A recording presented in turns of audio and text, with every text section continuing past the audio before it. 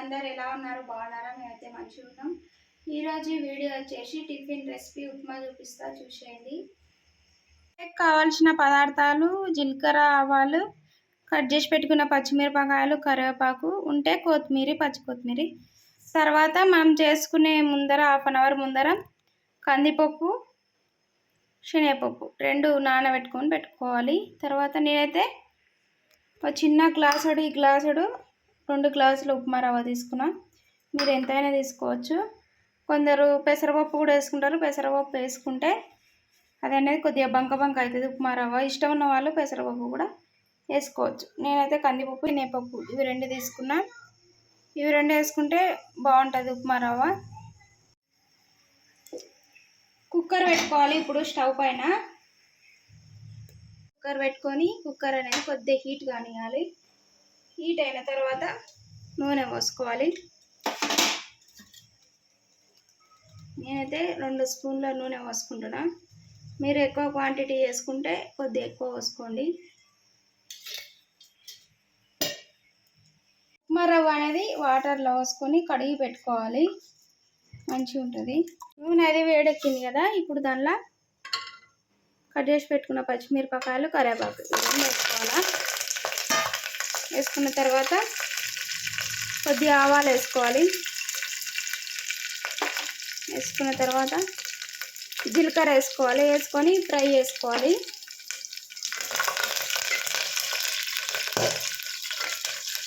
Fry అయినాయి కదా, ఇప్పుడు మనం నానబెట్టుకున్న శనగపప్పు, కందిపప్పు ఇది 2 వేసుకోవాలి. వేసుకొని ఫ్రై చేసుకోవాలి. కొద్దిగా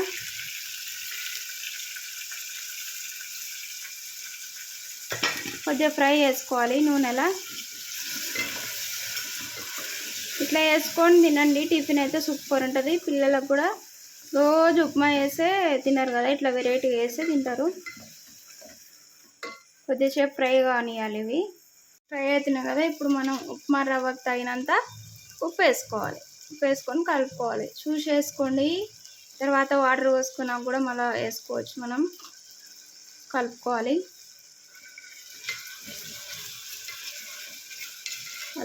కలుపుకున్న తర్వాత మనం కట్ చేసి పెట్టుకున్న కొత్తిమీర కూడా దీంట్లో వేసుకోవాలి. ఇప్పుడు వేసుకొని కలుపుకోవాలి. ఇట్లా ఫ్రై కావాలి. పచ్చిమిరపకాయలు కొద్దిగా ఉడికినట్టయితే వాటర్ పోసుకున్నాం.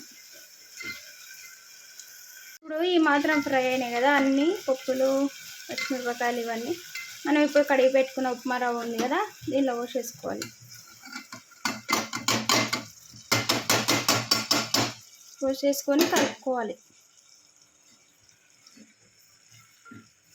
మంచిగా ఒక నిమిషం ఇట్లా ఉప్మా రవ్వ అనేది ఆయిల్లోనే ఉడికించుకోవాలి.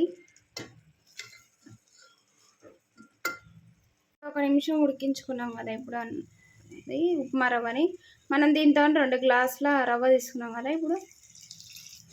ఇప్పుడు వాటర్ అనేది పోసుకోవాలి. 2 గ్లాసుల రవ్వకి నేను 5 గ్లాసుల నీళ్ళు పోసినాను. ఎందుకంటే శనగపప్పు, కందిపప్పు వేసినాం కదా, అవి కూడా ఉడకాలి కాబట్టి 5 గ్లాసుల నీళ్ళు పోసుకున్నాం. 1 గ్లాసు ఎక్కువ పోసుకున్నాం. ఇప్పుడే మంచిగా కుక్ అవుతాయి పప్పులు కూడా.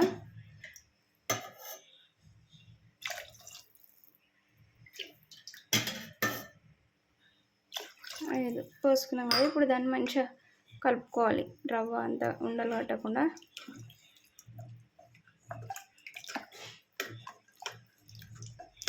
కలుపుకోవాలి. ఇప్పుడే సాల్ట్ అనేది చెక్ చేసుకోవాలి.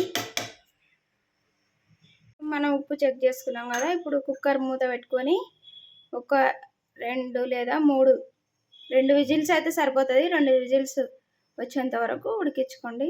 మంచిగా ఉడుకుతుంది. 3 విజిల్స్ అంటే మరి గట్టిగా అవుతుందేమో. 2 విజిల్స్ వచ్చిన తర్వాత చూద్దాం.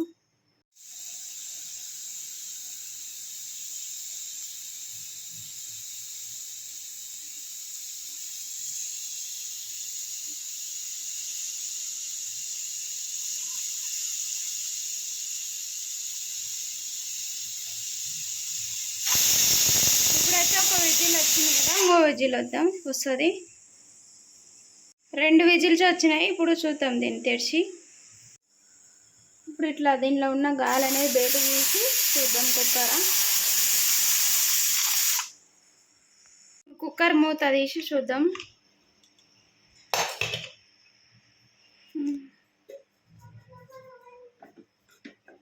అసలు ఉండలు కట్టలేదు, ఏం కట్టలేదు, మంచిగా ఉడికింది. రవ్వ కూడా, బ్యాళ్ళు కూడా మంచిగా ఉడికినాయి.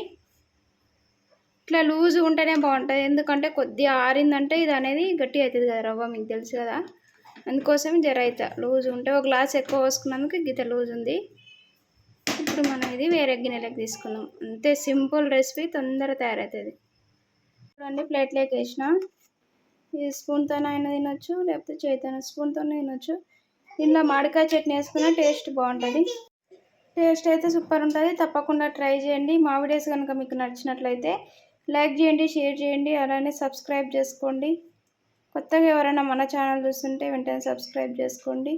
ఇదైతే ఉప్మా టేస్ట్ అయితే సూపర్ ఉంటుంది, తప్పకుండా ట్రై చేయండి. దీనిలో ఒకసారి ఆవకాయ వేసి చూపిస్తూ చూడండి.